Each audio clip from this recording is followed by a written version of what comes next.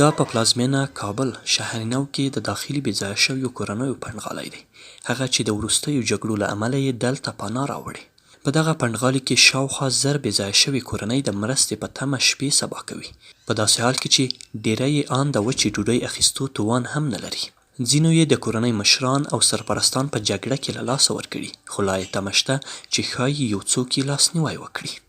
نمیارن 4 بجه دیگر از بیادر استکاکای می نمیاد ما سر سرای نان جمع کردن آوردن آخوردن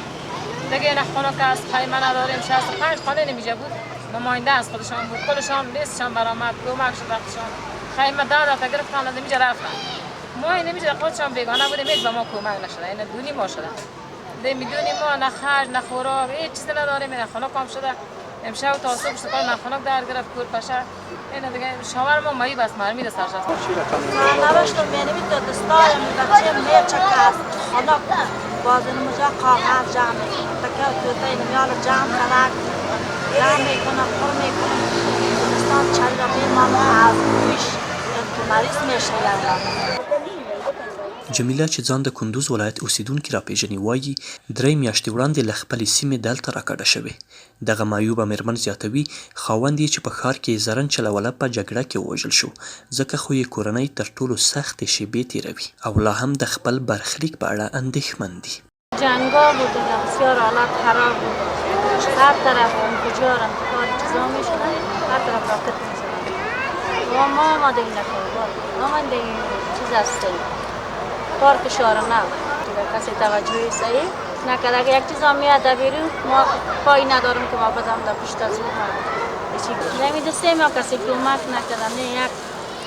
300 روپه که یک نفر داده بود تم روزای اول دیگه تا بالا کمک است.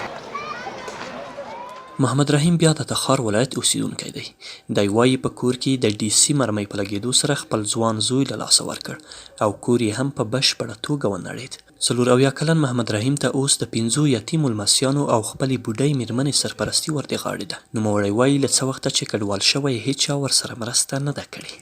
در تخار برادر خط همی برادرای مجاهد در بالای اولو خانه ما غلطید از اونجا گرینو فایر میکرد اینا از اون طرف دیسی که زد خانه مرا با همراه بچم از بین برد 5 تا صغیر دارم برادر که 6 ساله پایان است مشکلاتی است که ما مردم به خوب وقت رسد کنه اینجا گشنه و تشنه از کمر ما پل هم نداریم که بریم نون بخوریم آشه ای جوالا نیست این جاشه ما اولا نیست استقاق ما اولا نیست نمی طفلا و نمینا اگر پل داشتیم برشان اگان 4 تا نون و این نون بایی اونم نوبان نمیرسه برادر 100 تیلو تینگی میکنه ماره اینجا میگیریم میاریم در طفلا میتیم در غیر از برادر نه آشاس نه روباته در کدام تاشا و روباته داریم؟ بگوین اگر کدام تاشا داشته باشیم که بگوین نمی خبرنگار هیچ کس آشا نداره هم اگر کمرش میخره برادر همه مردم رخصت کنه که برود. بل لوری یو شمېر کډوال وایي چې ځینې کابل میشتې کورنۍ هڅه کوي تر څو د اړمنو بېځایه شویو په نوم مرستې ترلاسه کړي. دوی همداراز زیاتوي چې ځینې داسې کورنۍ هم شته چې یو ځل د مرستندویه خیریه بنسټونو په مرسته خپلو اصلي هستوګنځایونو ته لیږدول شوي، خو د بیا مرستو ترلاسه کولو لپاره 4 او 5 ځله بیرته دغه پنډغالي ته راغلي. دوی غوښتنه کوي چې باید د مرستو پروسه په شفاف ډول پای ته ورسیږي، خو مسؤلین بیا وایي چې هڅه یې کړې تر څو حق حقدار ته وسپاري. خواهش ما از همین مجاهدین تحریک اسلامی این است که شخصی که میره در قدم اول که میره پولی ازی که قبلا پیش از پول که نامش خوانده میشه و شستش بایومتریک شود در شروع اول شستش بایومتریک شود حق مسلمش که است او برش داده شود در اگر باز می آید یادم در کامپیوتر میزنه که بیادر تو از کجا هستی میگه ما کندوز هستم. داخلي کډوالو پروسه خو دلته د افغانستان مؤسسات کړي اوس موږ د بنیاد زنان رضاکار افغان کډوالان او د یونین ایډ موږ په مشترک شکل باندې په دغه پروګرام باندې کار کوو. دلته موږ تقریبا 2 ورځې سروې درلوده چې دغه مهاجرین دي او دوی ته مجبور دي چې دوی باید بیرته خپلو کورنیو ته راستانه شي ځکه په راتلونکي کې هوا سړه کېږي او موږ داسې وپتېله چې باید دا خلک دلته